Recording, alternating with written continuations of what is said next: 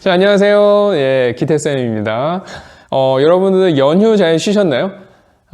연휴인지도 몰랐죠? 원래는 목요일날 부처님 오신 날, 금요일날 근로자의 날, 그다음 토일, 거기다가 숙명은 원래 여러분들이 만약 등교를 했더라면은 월요일도 재량 휴업일이었어요. 거기다 화요일 어린이날까지 하면은 총 6일 동안을 사실 꿀같은 휴식을 갖는 거였는데 등교를 안 하다 보니까 뭐 연휴가 연휴 같지도 않죠. 그러니까 우리가 이런 겁니다. 평소에 열심히 학교도 다니고 그렇게 힘들게 또 공부를 해야지 이런 연휴가 찾아왔을 때 그게 엄청 꿀 같고 너무나도 기분 좋고 그런 건데 너무 쉬기만 하니까 사실 또 쉬는 거는 별로 이렇게 와닿지가 않죠. 공부도 마찬가지입니다. 여러분들이 평소에 공부를 열심히 하다가 가끔가다 쉬어줘야지 그 휴식이 좋은 거지 맨날 놀다가 가끔 공부하고 놀다가 공부하고 이러면은 그 잠깐 공부할 때 그게 얼마나 스트레스겠습니까? 그러니까 여러분들 루틴을 공부를 좀 하고 잠깐 휴식하고 이런 식으로 잘 잡으셔서 계약하고 나서도 거기에 잘 적응할 수 있도록 미리 준비를 해 놓으시는 게 좋을 것 같아요. 자, 그럼 오늘도 열심히 공부를 해서 자, 꿀같은 휴식을 맛보도록 하겠습니다. 자, 가시죠.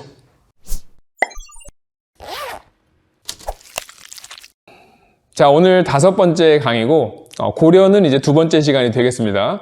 저번 시간에 이제 고려 초기를 우리가 하면서 아직 호족들이 지배층이던 시절 왕과 이제 어떤 식으로 뭐 갈등도 하고 협력도 하고 하는 그런 모습들, 그래서 체제가 완성되면서 호족이 문벌로 거듭난다라는 이야기까지 했습니다.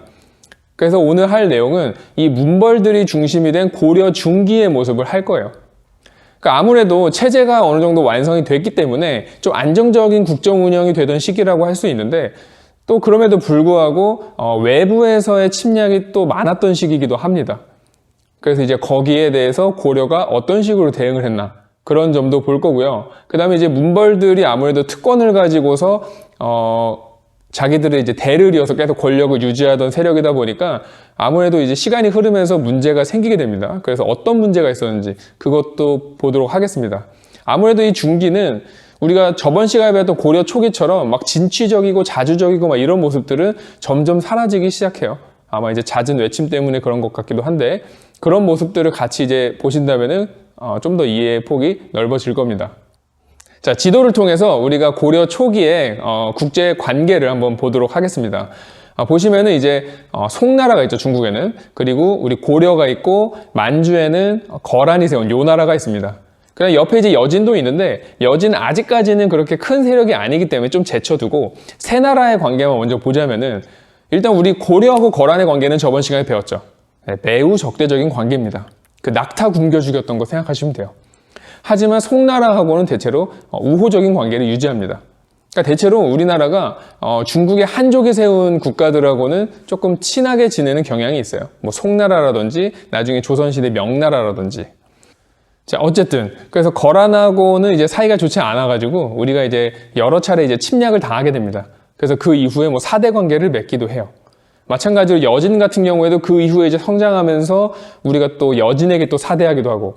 자, 그러면 뭔가 고려는 너무 좀 없어 보이는 나라처럼 보일 수가 있는데 그럼에도 불구하고 고려는 좀 주체적인 외교를 했다. 또 뭔가 현실적으로는 좀 이득을 취하고 있었다. 이렇게 보는 시각이 있습니다. 왜냐하면 이제 고려가 나중에 제가 사료를 통해서도 함께 볼 텐데 스스로를 황제국으로 표방을 해요. 이제 이거를 우리가 외왕내제라 그래서 바깥으로는 이제 왕이 다스리는 것처럼 하지만 내부적으로는 이제 황제국가처럼 이제 우리가 여러 가지 용어라든지 뭐 복장이라든지 이런 것들을 황제국가하고 동일하게 이제 갖추고 있어요. 그래서 여러분들이 조선시대 사극을 볼 때의 왕의 모습과 고려시대의 사극을 볼 때 왕의 모습이 많이 다르다는 것도 볼 수가 있습니다.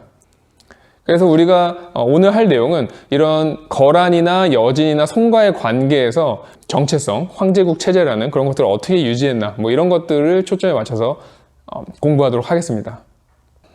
자, 처음으로 이제 고려와 맞붙게 되는 거는 요나라입니다. 네, 거란이 세운 나라죠. 아무래도 우리가 초기부터 안 좋은 관계를 유지했기 때문에 어떻게 보면 이제 필연적인 결과라고 할 수 있어요. 그럼 이제 거란은 고려를 왜 쳐들어왔느냐? 자, 보시면은 1차 침입, 송과의 외교 단절을 요구한다라고 되어 있어요. 자, 거란의 주 목적은 자, 지도를 보세요. 여러분, 거란이라고 여러분이 생각을 하면은 고려로 가고 싶어요? 중국으로 가고 싶어요? 여기서 만약에 고려요 이렇게 대답하는 사람들은 꿈이 너무 작은 거예요, 지금. 아니, 중국이 저렇게 넓은데 뭐 코딱지만한 고려 먹어서 뭐 합니까? 거란은 중국을 먹고 싶은 거예요. 근데 문제는 송나라와 고려가 너무 친하다는 데 있죠. 그래서 만약에 거란이 송나라로 침략을 할 경우에 얼마든지 고려가 비어있는 거란의 땅을 공격할지도 모르겠다라는 거란의 계산이 있는 거예요. 그래서 거란 입장에서는 한번 기를 팍 죽여놔가지고 못 덤비게 해야겠다. 뭐 이런 이제 생각으로 왔던 걸로 보입니다. 그래서 이제 그 당시에 보면은 뭐 거란에 80만 대군이 몰려온다 막 이런 소문이 나요. 그게 뭐 진짜인지 아닌지 모르겠지만 어쨌든 고려 조정은 완전히 이제 혼란이 극에 달합니다. 한쪽에서는 당장 항복해야 됩니다 막 이렇게 주장을 해요. 그리고 나머지 한쪽에서는 아닙니다, 싸워야 됩니다, 뭐 이렇게 해야 될 것 같은데 그게 아니라 그냥 항복하면 혼납니다, 땅을 주고 항복해야 됩니다 라고 이야기하는 거예요. 그 왜 고려가 초기에 그 북진정책하면서 먹었던 지역 있잖아요, 거길 돌려줘야 된다는 거예요. 막 그렇게 싸우고 있는 거예요. 얼마나 한심합니까? 그때 이제 서희가 나와가지고 야, 이 멍청이들아 뭐 하는 거냐, 내가 나가서 해결을 해보겠다, 뭐 이렇게까지 말했는지 모르겠지만 어쨌든 그렇게 해서 서희가 이제 출진을 하게 되고 거란의 이제 장군이었던 소손영하고 만나서 이제 담판을 나누게 되는 겁니다. 자, 소손영과 서희의 대화를 한번 살펴보시죠.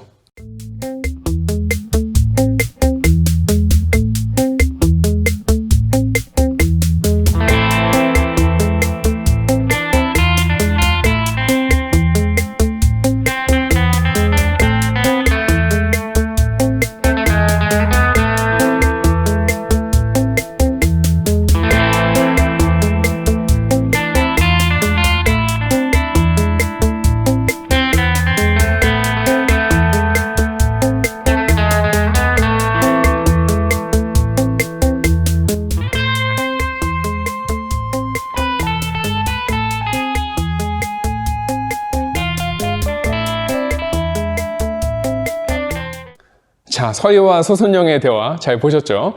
약간 이제 각색이 된 거니까요. 너무 그 고지고대로 믿으시면 안 됩니다. 자, 어쨌든 그 내용에서 이제 중요한 게 뭐냐면은 이 소손영이 이 여진족을 몰아내고서 우리에게 준 땅이 바로 강동육주라는 곳이에요. 강동육주. 지도로도 꼭 살펴보셔야 돼요. 그러니까 우리는 사실 뭐 땅을 줄 수도 있고 뭐 항복할 수도 있는 상황에서 오히려 땅까지 얻어내면서 거란이 돌아가는 엄청난 성과를 얻어낸 겁니다. 괜히 이제 서희를 가지고 우리가 뭐 외교의 천재 이렇게 말하는 게 아니죠. 근데 어떤 사람도 그렇게 얘기해요. 너무 거란이 바보 같은 거 한 거 아닙니까? 근데 거란 입장에서는 사실 고려가 정말 약속을 딱 지켜가지고 자기들이 이제 송나라로 쳐들어갔을 때 든든하기만 하다면 뭐 강동육주 정도에 주고 말지 뭐 이런 생각이었을지도 몰라요. 물론 나중에 이제 지들도 후회를 하지만 어쨌든 그래서 1차 침입은 이렇게 고려가 성공적으로 뭐 막아내는 걸 떠나서 땅까지 얻어내는 아주 좋은 결과를 얻게 됩니다. 자, 근데 문제는 고려가 이제 약속을 안 지켰다는 거죠. 그래서 거란이 이걸 또 혼내주러 와야 되는데 뭐 그냥 올 이유가 없어요. 그래서 핑계를 대요. 그때 고려에 어떤 사건이 일어나냐면은 뭐 중요한 사건은 아닙니다만 강조라는 이제 신하가 왕을 이제 갈아치우는 사건이 발생해요. 그러니까 거란은 사실 자기들 상관도 없는데 야, 그 신하가 뭐 그러면 돼? 야, 내가 대신 혼내줄게 뭐 이러면서 이제 군사를 이끌고 온 거예요. 너무 황당하죠? 근데 이게 또 심각해요. 이때는 우리가 뭐 제대로 막지도 못해가지고 수도가 함락이 되고 현종은 결국 나주 지역까지 피난을 가게 됩니다. 지도를 보면 얼마나 멀리 도망가는지 아실 수 있죠. 네, 그렇게 2차 침입은 어떻게 보면 상처만 남았던 그런 시기라고 보시면 돼요. 근데 결국 이제 고려의 왕이 거란에 이제 인사를 하러 가겠다 뭐 이런 약속을 하고서 결국에 거란은 돌아가게 됩니다. 자, 그런데 이제 그 다음에 역시 고려는 약속을 지키지 않았어요. 그러니까 뭐 인사하러 가지도 않았고 또 사실 강동육주도 막 돌려달라고 했는데 그것도 돌려주지도 않고 그래서 이제 3차 침입이 있게 됩니다. 근데 고려가 바보는 아니죠. 약속을 지키지 않았을 때 거란이 어떻게 할 거라는 걸 뻔히 알고 있었기 때문에 고려도 나름대로 이제 이때는 대비를 하고 있어요. 그러니까 막 그냥 호구처럼 막 당하지는 않습니다. 그래서 이제 3차에서는 우리가 잘 아는 강감찬이라는 사람이 귀주에서 이제 거란을 격퇴하는 그런 일이 있었죠. 그래서 결국에 이 귀주 대첩 이후에 고려의 위상이 크게 올라가요. 그래서 이후에는 송나라와 이 요나라와 고려 사이에 어느 정도의 세력 균형이 이루어집니다. 그러니까 거란 입장에서도 고려도 지금 완전히 제압을 못하는 상황에서 쉽게 이제 그 송나라를 공격하지 못하게 된 거고, 그 다음에 고려 역시 뭐 우리는 원래 먼저 공격하는 나라는 아니니까, 그래서 적당히 이제 세력 균형이 이루어지고, 고려는 이 틈을 타서 천리장성을 축조하게 돼요. 근데 이제 이 천리장성 축조한다는 거는 뭐 상대방 공격을 방어한다는 의미도 있지만, 사실 이거는 앞으로 고려가 더 이상 나아가지 않겠다라는 걸 의미하는 것도 있어요. 그래서 어떻게 보면 고려 초기에 되게 고구려 영토를 되찾겠다는 그런 진취적인 모습들이 조금 이제 퇴색이 되는 그런 모습이기도 합니다. 좀 보수적으로 변하는 거니까요. 그 다음에 이제 나중에 가면 결국 거란과도 4대 관계를 맺게 돼요. 그러니까 거란을 좀 인정해 주는 거죠. 근데 그렇다고 해서 우리가 뭐 거란한테 좀 이렇게 더 약해 보이고 막 그렇게만 보실 필요는 없어요. 왜냐면 이제 우리는 우리대로 이득을 취했고 좀 자유로운 그런 게 있었기 때문에. 자, 그래서 이제 우리가 거란과의 사이에서는 이렇게 3차례의 침입이 있었다라는 거. 근데 그 중에서도 여러분들이 좀 더 기억해야 되는 거는 이 강동육주 과정에서의 어떤 서희와 소순영의 대화, 그 다음에 이 지도, 그 다음에 이제 3차에서 뭐 귀주대첩까지는 기억을 하시면 좋을 것 같아요. 2차는 사실 막 그렇게 많이 나오진 않습니다. 그래서 1차, 3차 기억하시고 그 후에 분위기 좀 이따 이제 이어서 할 거니까요. 잘 보시면 될 것 같아요. 자, 그 다음으로 이제 여진과 고려의 관계를 보도록 하겠습니다. 여진은 사실 고려 초기만 해도 어떤 뭐 국가라고 하기에는 아직은 좀 흩어져 있고 좀 세력화되어 있지 않은 애들이에요.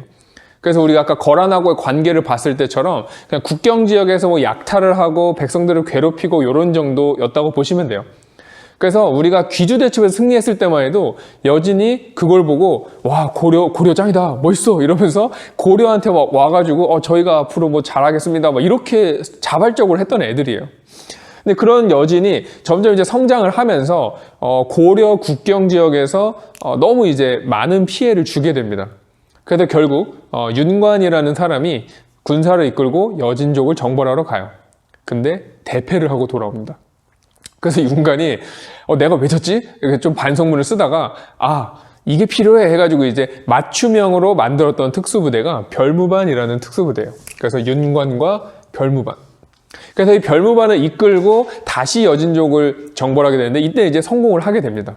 그래서 그 지역에다가 여진을 이제 쫓아내고 만든 게 뭐냐면은 동북 지역의 9개의 성이라 그래서 동북구성이에요.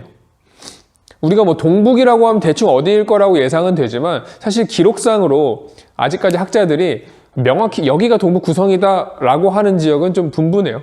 그래서 시험에서도 강동육주는 지도로 등장을 하지만 동북구성은 절대 지도로는 등장은 하진 않습니다. 왜냐면 아직도 이제 학계에서 싸우고 있기 때문에.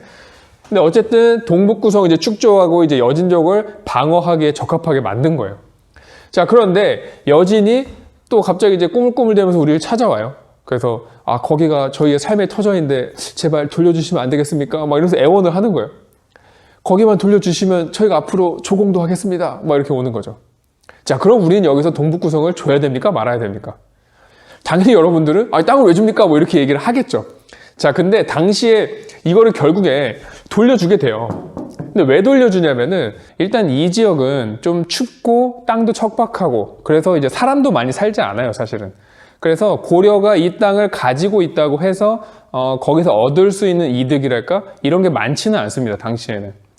그래서 고려 입장에서는 여진을 방어하느라 뭐 관리비 들고 뭐 유지 보수비 이런 거가 드느니 차라리 여진한테 줘버리고 조공으로 받는 게 차라리 이득이겠다 이렇게 판단을 한 거예요. 그 다음에 뭐 한간에는 이제 윤관이 이제 이걸 통해서 너무 이제 권력이 세지니까 그걸 다른 이제 문벌들이 견제하느라 뭐 돌려줘버립시다 뭐 이랬다는 얘기도 있어요. 근데 결과적으로 이제 돌려주게 되고 근데 문제는 그 이후에 여진이 급성장하게 돼요. 어느 정도로 급성장하냐면은 갑자기 얘네들이 뭐 하나로 통일이 되면서 주변에 있는 거란을 물리치게 됩니다. 충격적이죠? 우리한테도 막 사실 빌빌대던 애들인데 어느 날 갑자기 힘이 강해진 다음에 송나라하고 연락을 해요. 그래서 가운데에 있는 거란을 함께 치자고 이제 얘기를 하는 거죠.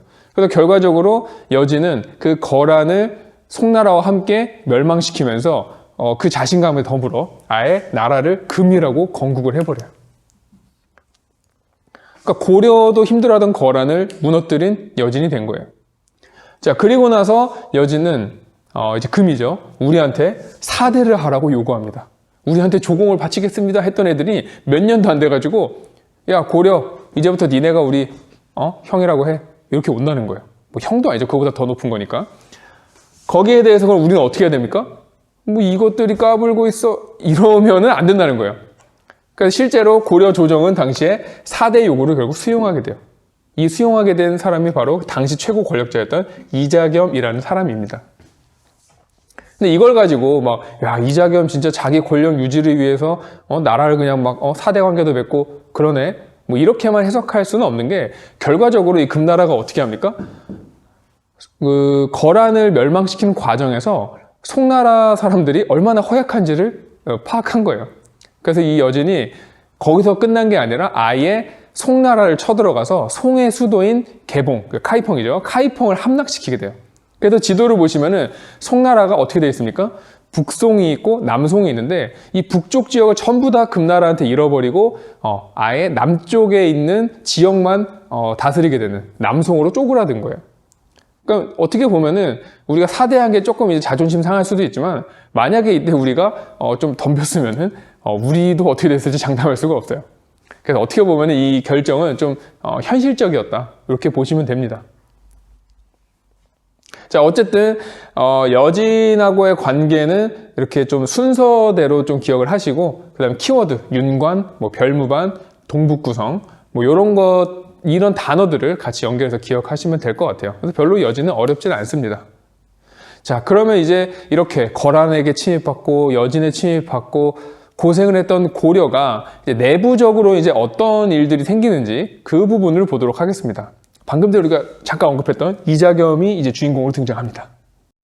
잠깐 제가 깜빡했는데 이자겸으로 가기 전에 사료를 잠깐 보고 가겠습니다. 39쪽 피시면 돼요. 거기에 이제 세 가지 사료가 나오는데 이거는 고려가 어떤 이제 국제 관계 속에서도 자기들이 황제 국가라는 정체성을 잃지 않았다라는 거예요. 그러니까 우리가 사대는 했지만 그럼에도 불구하고 내부적으로 어느 정도 우리가 할 수 있는 건 했다 이런 건데 첫 번째 보시면은 왕건의 동상이에요. 근데 보면은 왕건의 동상이 어떤 모습을 했느냐? 통천관이라는 걸 쓴다고 되어 있는데 이거는 이제 어떤 황제와 관련된 관이라고 보시면 돼요. 그리고 옷도 뭐 황색이라고 되어 있는데 황색은 역시 황제만이 가질 수 있는 그런 색깔입니다. 그 다음에 이제 자료 2번을 보시게 되면은 광종 시기와 관련된 사료인데 어때요? 독자적인 연호를 사용했다. 뭐 황제, 그 다음에 우리가 개경을 황도라고 불렀다. 황도는 여러분들이 좋아하는 그 황도가 아니고 황제의 수도를 의미합니다. 미안합니다. 역시 고려를 스스로 황제국가로 칭하고 있구나라는 걸 볼 수 있는 사료예요. 그 다음 마지막 이제 자료 3번을 보시면은 고려 시대에 지어진 가사인데 해동의 천자, 그러니까 천자라는 거는 황제를 다르게 표현하는 거예요. 그래서 우리를 이제 천자라고 이야기하고 있고, 또 보면은 뭐 요임금이나 탕임금보다도 뭐 낫다 뭐 이렇게 얘기를 하는데, 이 요임금과 탕임금은 중국의 이제 전설상에 등장하는 명분이에요. 그래서 보통 이제 우리가 아주 좋은 임금이다 얘기할 때 뭐 요임금, 탕임금보다 낫네 뭐 이런 식으로 이야기하는 경우가 있습니다. 그래서 그만큼 이제 고려도 뛰어나다 이런 거 보여주는 거고, 그다음에 마지막 줄에도 뭐 주변 국가들이 뭐 이렇게 올 거다 뭐 이런 것도 고려의 어떤 자부심을 느낄 수 있는 그런 가사라고 보시면 돼요. 자, 그럼 이제 고려 중기의 국내의 정치 상황을 보도록 하겠습니다. 일단 우리가 이 시기의 지배층을 문벌이라고 한다. 여기까지는 이제 여러 번 했습니다. 흰색이네. 자, 노란색. 자, 문벌이라고 한다라고 했어요. 그럼 문벌이 어떤 애들이냐? 자, 특징이 있습니다. 첫 번째, 여러 대에 걸쳐서 고위 관리를 배출해요. 그러니까 한 번 고위 관리 됐다고 되는 게 아니라 뭐 아빠도 하고 할아버지도 하고 나도 하고 이런 식으로 여러 대에 걸쳐서 계속해서 고위 관직을 배출하고, 그러니까 권력을 독점하고 있는 거죠. 그런 다음에 자기들끼리 그런 고위 관리를 하고 있는 사람들끼리 또 결혼을 해요.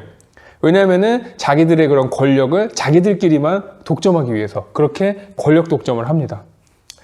그런데 이런 이제 이 사람들의 권력을 제도적으로 음서제와 공음전을 통해서 계속해서 뒷받침하고 있다는 얘기예요. 음서제는 우리가 배웠습니다. 5품 이상의 관리의 자손은 자동으로 관리가 되는 그런 제도였고, 공음전은 비슷해요. 공음전은 오품 이상의 관리의 자손에게 그 사람이 가지고 있었던 공음전이라는 땅을 세습할 수 있는 권한이에요. 자세히 알려고 하지 마세요. 나중에 저한테 찾아오세요. 그래서 음선은 어떤 정치적인 기반이라고 한다면 공음전은 경제적인 기반이라고 할 수 있어요. 그러니까 한번 고려해서 고위관직을 몇 번 배출하고 나면은 그 집안은 절대 망하지 않게 되는 거예요. 그런 지배층을 우리가 문벌이라고 한다는 겁니다. 근데 문제는 이런 문벌 사회는 이런 특권들을 아무래도 좀 더 소수가 더 많은 것을 가지려고 하려는 경향이 있어요. 그러니까 더 독점하려고 하죠. 욕심이 끝이 없으니까. 그래서 결국에는 내부적으로 어떤 모순들이 나타나게 되고 그 모순의 결과가 크게 두 가지인 겁니다. 첫 번째를 우리가 이자겸의 난으로 보는 거고 두 번째를 묘청의 난으로 보는 거예요. 자, 그러면은 어떤 일들이 있었는지 이거 다시 이렇게 같이 보도록 하겠습니다. 자, 이 시기를 제가 일단 표로 일단 정리를 해봤습니다. 보수 세력과 어떤 자주적 세력 이런 이제 두 부류로 나눠서 정리를 해봤는데 보수 세력이라는 거는 일단 현재의 상황을 좀 지키려는 사람, 유지시키려는 사람, 아무래도 지금 체제에서 이득을 보고 있기 때문에 그런 사람들을 의미하고 자주 세력이라는 거는 지금 상황에 좀 불만이 있는 거죠. 그리고 특히 고려가 초기만 해도 어떤 북진 정책, 진취적인 기상 이런 게 있었는데 점점 사라지다 보니까 그런 거에 대해서 불만을 가지고 있는 세력이라고 보시면 돼요. 자, 근데 일단 문벌이 점점 강화되게 됩니다. 그러니까 문벌의 지배가 더 강화되면서 이 자주 세력이 점점점 위축되게 돼요. 그러니까 자기들 발언권이 거의 없어지는 거죠. 그런데 이제 그 와중에 이자겸이라는 인물이 등장합니다. 이자겸의 난. 아마 중학교 때 기억날 수도 있어요. 왜냐하면 너무 자극적인 일화가 있어서. 이자겸 같은 경우에는 자기의 딸을 왕한테 시집을 보낸 사람이에요. 근데 뭐 이런 스토리는 우리가 흔하죠. 자기의 권력을 유지시키기 위해서. 근데 이자겸은 첫째 딸을 그렇게 왕한테 시집을 보낸 다음에 거기서 이제 왕자가 태어납니다. 근데 그 왕자를 자기의 둘째 딸과 셋째 딸을 또 결혼을 시켜요. 그러니까 둘째 딸, 셋째 딸 입장에서는 조카랑 결혼한 게 됩니다. 뭐 너무 알려고 하지 마세요. 머리 복잡하니까. 그냥 막장이다. 뭘 위해서? 권력을 위해서. 이렇게 이해하시면 돼요. 그런데 그런 이자겸이기 때문에 아무래도 이제 왕 입장에서도 되게 부담스러웠고 이 이자겸을 제거하려고 막 시도를 많이 했어요. 그래서 결과적으로 이자겸이 감히 나한테 이러면서 이제 들고 일어난 게 이자겸의 난입니다. 그래서 이 이후로는 더더욱 이자겸을 못 건드리게 돼요. 그런 분위기 속에서 이제 금이, 그러니까 여진이 우리한테 사대를 요구하게 되고 이자겸은 그거를 수용하게 된다는 거죠. 당연히 어떤 자주적인 세력이었던 이런 사람들은 불만을 갖게 돼 있었겠죠. 뭐 예를 들어서 윤원희 같은 경우에는 문벌임에도 불구하고 뭐 이름에서 볼 수 있듯이 못 보겠죠. 윤관의 아들입니다. 그래서 윤관은 동북구성을 막 축적하고 여진 쫓아냈던 사람 아닙니까? 그러니까 윤원희 역시 그런 아버지의 약간 기상을 닮아서인지 좀 더 이렇게 싸우자, 우리 북쪽으로 나가자, 뭐 이런 성향이 있었던 사람이에요. 그러니까 자기 아빠한테 혼났던 여진한테 우리가 항복을 해? 이러면 약간 기분 나빴겠지. 그 다음에 이제 정지상이라는 사람은 서경을 근거지로 해가지고 권력을 갖고 있던 사람인데 아무래도 이 시기에는 조금 이제 힘이 약했겠죠. 지금은 이제 이자겸이라든지 이런 개경 세력을 중심으로 이야기가 돌아갔기 때문에. 자, 그런데 결국에는 이 이자겸이 어떤 모종의 이제 계략으로 인해서 쫓겨나게 돼요. 그래서 이자겸이 축출이 되고 그 틈을 타서 이 서경파가 자기들의 목소리를 내기 시작합니다. 자, 뭐라고 주장하냐면은 이자겸 같은 사람들이 왜 나왔겠습니까? 개경이 지금 운이 다했기 때문입니다. 이 고려는 풍수지리서를 되게 중요시 여겼던 나라죠. 실제로 이제 송악도 풍수지리상 매우 좋은 이제 도시라고 생각해가지고 수도를 삼은 건데 이제 시간 좀 지났잖아. 그래서 빼먹을 만큼 우리가 운을 다 빼먹었다. 이렇게 보는 거예요, 지금. 얘네들의 주장은. 그래서 새로운 곳으로 가야 된다. 그게 어디냐? 서경이라는 거예요. 그래서 서경천도를 주장하게 돼요. 서경이 어떤 땅입니까? 평양, 뭐 이런 데만 말고 서경으로 가자는 건 뭐냐면은 뭐 하자는 거예요? 북진하자는 거예요, 결국 이 사람들은. 우리 고려 초기에 되게 자주적이고 진취적이었잖아. 우리 그거 하자라는 거예요. 왕건도 서경을 중시했던 이유가 고구려의 옛 땅을 찾겠다는, 뭐 어쨌든 뭐 그걸 실제로 실시하지 못했다 하더라도 그런 생각이 있었던 거 아닙니까? 이 사람들도 마찬가지예요. 그래서 정지상, 묘청 이런 사람들이 서경천도를 주장하게 되었고, 당시 이제 개경파의 중심 세력이었던 김부식 같은 사람들, 김부식 누군지 알겠죠? 그 삼국사에 쓴 아저씨예요. 이 김부식 같은 사람들은 절대 안 된다 이러면서 반대를 한 거죠. 근데 왕은 일단 이 사람들의 말을 먼저 귀담아 듣게 되고 실제로 궁을 짓게 돼요. 서경에다가. 그런데 좀 시간이 흐르면서 이 묘청의 어떤 말과 행동들이 너무 좀 사기꾼 같다는 느낌을 왕이 받게 돼요. 뭐 여러 가지 일화가 있습니다. 그래서 왕이 결과적으로는 묘청에게 좀 실망을 하게 되고 결국 김부식의 손을 들어주게 돼요. 그래서 서경천도는 무산이 됩니다. 그러니까 이제 묘청이 아니 뭘 이거 어떻게 된 거야? 이러면서 결국에는 지가 서경에서 나라를 세우게 돼요. 이거를 우리가 묘청의 난이라고 합니다. 그래서 묘청이 서경에서 국가를 세우니까 이제 김부식 같은 사람은 결국에 이 묘청을 진압을 하러 나서게 됐고 결국 실제로 묘청은 진압이 됐던 겁니다.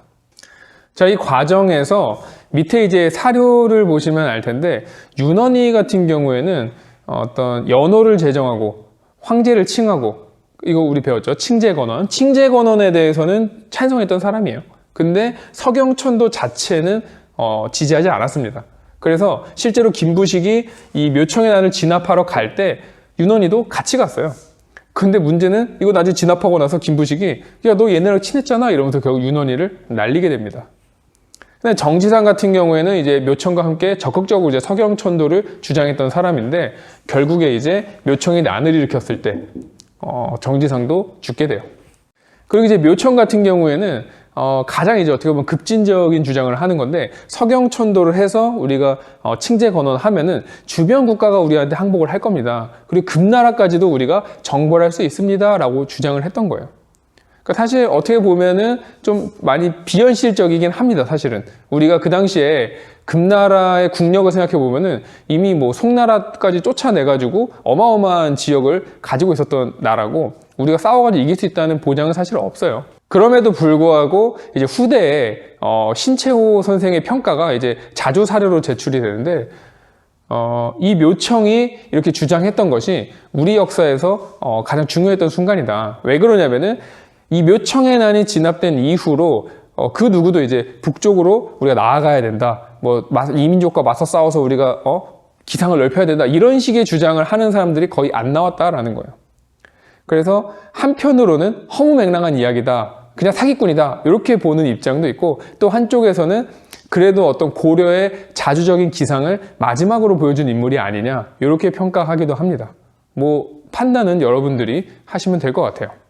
자, 결국 이 보수 세력과 자주 세력의 어떤 이 갈등, 그리고 그 속에서 나타나는 여러 사건들, 마무리가 어떻게 됩니까? 김부식이 자주 세력을 완전히 눌러버리면서 끝나게 돼요. 그래서 이 이후부터는 김부식을 이제 중심으로 해가지고 이 문벌 세력들의 어떤 보수적인 성향이 더 강화가 됩니다. 그래서 특권들을 자기들끼리만 이제 가지면서 어떻게 보면은 그 특권에 끼지 못하는 사람들의 불만, 반발 이런 것들을 점점 더 초래하게 된다는 거죠. 그래서 결국에 얼마 안 가서 우리가 이제 다음에 배우게 될 무신정변이 일어나게 되는 겁니다. 자, 이제 고려의 세 번째 시기 무신집권기입니다. 우리가 방금까지 이제 고려 중기를 봤는데 이제 문벌들이 자기들의 특권을 계속 독점하고 소수들만이 그것을 계속 가지려고 하면서 어떤 내부적인 모순이 나왔다라고 이야기 드렸죠. 결국에 이제 그런 것들에 대한 불만이 여기저기서 터져 나오기 시작해요. 그 대표적인 사건이 무신정변이라고 보시면 됩니다.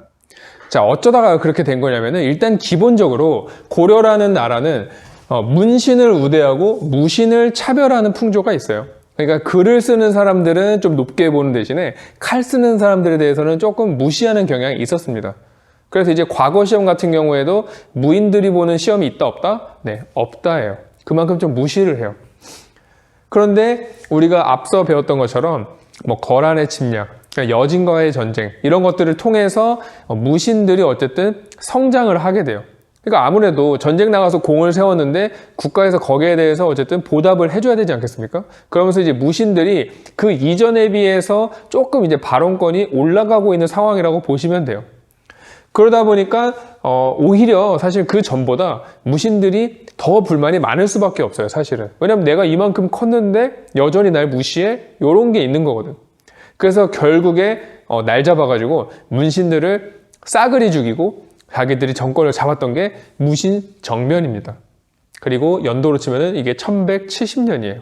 그러니까 당시에 이제 차별이 어느 정도였길래 이렇게 난까지 일으켰느냐, 아마 주의까지 했느냐라고 보면 여러 가지 사례가 있습니다만은 뭐 들어보셨을 거예요. 뭐 그 어떤 연회 중에 뭐 수염을 불태웠다 이런 얘기 들어보셨죠? 수염 불태운 사람이 김부식 아들이에요.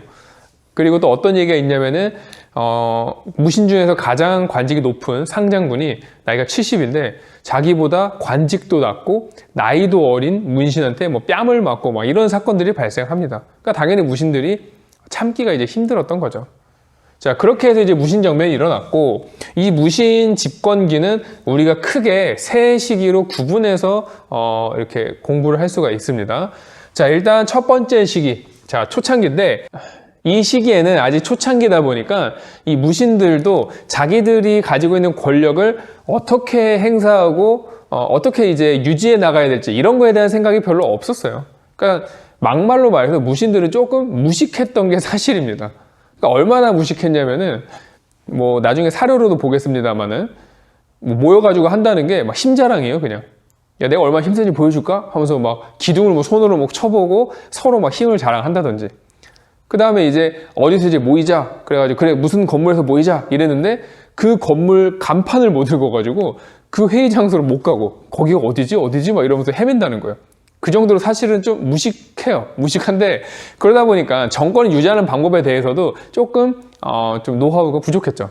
그래서 이 초창기에는 권력의 중심이라고 불릴 수 있는 인물이 계속해서 바뀝니다. 그러니까 한 명이 권력 잡았다 하면은 바로 다른 사람이 걔를 치고서 또 권력 잡고 또 배신하고 권력 잡고 이런 게 반복이 돼요. 근데 이 시기에는 주로 어디에서 얘네가 활동했느냐? 중방이라는 곳에서 활동을 합니다. 중방은 그 이전부터 있었던 기구예요. 무신들이 모여서 회의를 하던 기구인데 문신들이 싸그리 사라지고 나니까 자연스럽게 무신들이 모였던 그 기구가 최고 회의 기구가 그냥 된 겁니다. 자연스럽게. 근데 권력 다툼이 너무나도 많았고 자 그러다 보니까 사람들이 지방에 대한 어떤 통제, 뭐 정치가 제대로 이루어질 리가 없지 않겠습니까? 그러다 보니까 백성에 대한 수탈 이런 것도 어마어마해지고 그래서 이 시기에 하층민의 봉기도 어마어마하게 많이 일어나요. 그래서 보통 우리가 신라 하대에 이제 반란이 많았다고 했는데 그 다음으로 반란이 많았던 시기 하면은 이 무신 집권기의 초창기라고 보셔도 돼요. 자, 그러다가 이 무신 정권도 조금 이제 안정을 찾게 되는데 그게 언제부터냐면은 이 최충원이라는 사람이 권력을 잡으면서부터예요. 이 최충원은 무신이지만 그래도 나름 좀 두뇌가 좀 있었던 그런 사람입니다. 물론 다른 사람도 두뇌는 있었겠지만 그래서 이 최충원은 어떤 식으로 권력을 유지해야 된다는 거를 잘 간파를 했어요. 그래서 교정도감이라는 걸 설치해가지고 이곳에서 자기가 딱 중심이 돼가지고 정치가 이루어질 수 있게끔 딱 회의기구를 새로 만듭니다. 그리고 여기 밑에 있는 거긴 한데 도방은 뭐냐면은 호위해주는 호위병이라고 보시면 돼요. 근데 이 호위병을 확대해가지고 자신의 신변을 지킬 수 있도록. 왜냐면 무신들은 틈만 나면 군사 일으켜가지고 뒤집어 버리려고 하니까 자기를 지킬 수 있게 도방이라는 시설도 확대를 합니다. 자, 그 다음에 이제 그렇게 안정을 찾고 나니까 이 권력이 다른 사람한테 가는 게 아니라 우리 그대로 아들한테 가게 돼요. 그래서 이제 최후가 집권했을 때는 아빠보다 한술 더 떠가지고 정방이라는 걸 설치하는데 정방은 고려에서 이제 인사권을 관리하는 곳이에요. 보통 우리가 인사권은 여러 권한 중에서도 가장 중요한 권한이고 가장 중요한 권한인데 그것을 자기 방에다가 설치한 거예요. 최후가 자기 집에다가. 왜냐하면 관리들이 알아서 최후한테 찾아와요. 그 장부를 들고 이렇게 하려는데 이렇게 할까요? 이렇게 물어본다고. 그럼 최후가 그걸 집에서 이렇게 처리하다가 야 그냥 앞으로 여기서 그냥 우리가 직무를 보자 해서 설치된 게 정방이에요. 그러니까 얼마나 최후의 권력이 컸는지를 알 수 있죠. 자기 집에서 일을 처리했다고 하니까. 그리고 서방이라는 것도 설치하는데 서방은 우리가 문신을 등용하기 위한 기관이에요. 그러니까 초기만 해도 문신에 대한 어떤 반감, 분노 이런 게 너무 세가지고 문신들을 등용도 안 했어요. 그러니까 자기들끼리 정치를 했다고. 근데 그러면은 한계가 있다라는 거죠.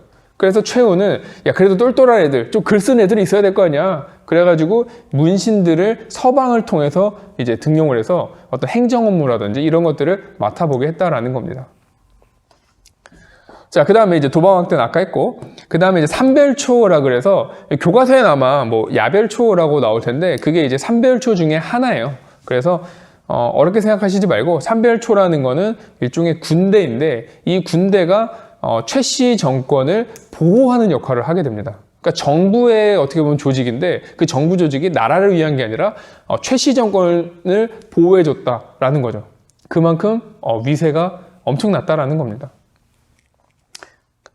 그러니까 이제 권력도 매우 안정적이었는데 문제는 외부에서 터지게 돼요. 내부적으로 잘 정리해놨는데 어느 날 갑자기 이 몽골이 쳐들어오게 됩니다. 몽골. 이름만 들어도 무섭죠. 칭기스칸. 물론 이때 칭기스칸이 쳐들어온 건 아니지만 어쨌든 그만큼 싸움을 잘하는 몽골이 쳐들어왔다는 거예요. 어떻게 합니까? 싸워요? 싸우면 무조건 깨지겠죠. 그래서 최후는 지배층들 재빨리 수도를 강화도로 옮겨버려요. 강화도 어딘지 아십니까? 자, 지도로 보시면은 인천 앞바다에 있는 하나의 작은 섬이에요. 이 몽골은 주로 말을 타고 다니는 사람들이기 때문에 바다에서 잘 못 싸우지 않을까라는 생각으로 이제 가장 가까웠던 섬으로 도망간 거라고 보시면 돼요. 자, 그럼 백성도 어떻게 되겠습니까? 백성들은 갈 데가 없죠. 자기의 터전을 지켜야 되니까. 거기에서 몽골 군대와 맞서 싸우게 돼요. 그래서 오히려 몽골 군대는 고려의 정규군보다 이런 농민군, 천민들이 있었던 동네 이런 데서 더욱 많은 고전을 하게 돼요. 그래서 결과적으로 나중에 이제 제가 또 언급하겠지만 이 백성들이 스스로 이제 몽골로부터 나라를 지키기 위한 노력들 이런 것들이 결국 나중에 몽골과 우리가 협상을 할 때 우리한테 조금 더 좋은 조건으로 협상을 하게 되는 원인 중에 하나입니다. 결국 이제 나라가 힘들 때는 이렇게 백성들이 결국 이겨냈다. 지배층들은 뭐 했을까? 뭐 이런 것들에 대한 고민을 이 시기에 해볼 수가 있는 거죠. 자, 그러다가 이제 이 최씨 정권도 결국 붕괴되게 돼요. 그러니까 최우까지만 해도 좀 안정적이었는데 이 몽골의 침입으로 흔들린 것도 있고 그 다음에 뭐 최항이라든지 최의라든지 뭐 이어지긴 합니다만 둘 다 사실은 좀 불안정했어요. 이 둘에 비해서는 최충원, 최우에 비해서는. 그래서 결국 그 최의가 이제 권력을 잡게 됐을 때 바로 이 김준이라는 사람한테 결국 제거를 당하면서 최씨 정권은 붕괴하게 됩니다. 그러면서 이제 이 무신 정권기가 사실상 이제 거의 끝나가는 과정에 있는 게 말기예요. 자, 말기에는 어떤 시스템적으로는 여전히 이 최씨 정권의 시스템을 그대로 이어받고는 있어요. 그래서 뭐 교정도감이라든지 정방이라든지 이런 것들이 이제 중심이 됩니다. 문제는 이제 몽골과의 관계가 매우 복잡했었다라는 거예요. 그러니까 몽골은 계속해서 이제 고려의 항복을 원했고 이 무신 정권은 자기들의 권력을 좀 유지하기 위해서라도 계속 몽골과 맞서 싸우고자 했던 거예요. 근데 결국 이 고려의 왕이 몽골하고 직접적으로 이제 강화를 맺게 돼요. 그러니까 강화를 맺는다는 거는 화해의 어떤 약조 뭐 이런 거라고 보시면 되는데 그러면서 무신 정권으로부터 좀 벗어나고자 하는 노력을 하는 겁니다, 왕이. 그 전까지는 왕이 있었지만 완전 허수아비였어요. 하는 게 없어요. 얘네가 다 했지. 근데 이때부터 왕이 몽골과의 접촉을 통해서 이제 무신 정권을 몰아내고 내가 뭔가를 해야지 라는 뜻을 펼치게 된 거예요. 그래서 결국 개경으로 돌아오게 되는 게 1270년이에요. 그러니까 개경으로 돌아왔다는 거는 사실상 무신 정권이 이제 무너졌다. 이렇게 해석을 하셔도 됩니다. 그래서 시기로 치면은 1170년부터 정확히 1270년. 야, 외우기 좋죠? 외우진 않아도 됩니다. 딱 100년 동안 무신 정권이 이어졌다. 이렇게 보시면 돼요. 근데 그렇다고 무신 정권이 완전히 끝난 건 아니었고 마지막까지 이제 몽골에게 저항했던 게 삼별초라는 집단이에요. 기억나죠? 이 최후가 만들었던 이 삼별초는 강화도에서 싸우다가 이제 전세가 불리해지니까 진도로 내려가서 싸우게 됩니다. 지도로 확인하시면 돼요. 그리고 진도에서 또 싸우다가 아예 제주도까지 가요. 그래서 제주도에서 결국에는 이제 패배하게 되는데, 그래서 이제 몽골이 이때 이제 제주도를 보고, 야, 이 땅 좋은데? 해가지고 이제 뭐 합니까? 거기다가 이제 말을 키우기 시작해요. 그래서 이제 지금의 제주도가 말이 유명한 겁니다. 이때 이 삼별초 덕분에 몽골이 제주도까지 와가지고 말을 이제 전파한 거죠. 어쨌든 이렇게 삼별초를 마지막으로 해서 이제 무신은 이제 완전히 끝났다. 이렇게 이해하시면 됩니다. 그래서 이 무신정권기를 공부하실 때는요, 시기를 구분해서 공부를 하는데 조금 중기를 더 초점에 둬서 공부를 하시는 게 좋을 것 같아요. 중기라고 해서 송중기 떠올리시는 분은 지금 집중 안 하고 있는 겁니다. 중기. 그럼 안 돼요. 그래서 중기를 중심으로 해서 뭐 교정도감, 뭐 정방, 서방, 그 다음에 도방, 삼별초 이런 키워드들을 잘 정리를 하시면 좋을 것 같아요. 자, 그 다음에 이제 제가 빼먹을 뻔했는데 아까 전에 이제 제가 이제 백성들의 대몽항쟁 설명을 해드렸는데 여기에서 한 발짝만 더 들어갈게요. 대몽항쟁을 했던 곳 중에서 대표적인 지역이 두 군데가 있습니다. 그 어디냐면은 자, 일로 빼서 안 보일까봐 처인 부곡이 있고 그 다음에 충주성이 있어요. 그래서 이 두 지역 지도로도 한번 보시고 이 부곡이라는 건 이제 특수행정구역인데 우리가 차별받는 지역이에요. 저번에 행정체계 할 때 제가 설명하지 않았지만 그래서 이 두 지역에서의 항쟁이 특히나 이제 대표적인 항쟁이다라는 것까지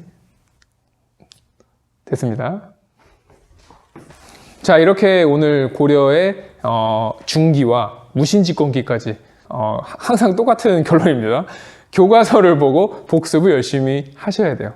지도도 많이 보시고 용어 정리도 잘 하셔야 되고. 자, 그러면 이제 다음 시간에는 이제 고려를 완전히 마무리하는 걸로 하겠습니다.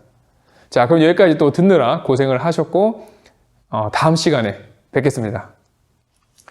안녕.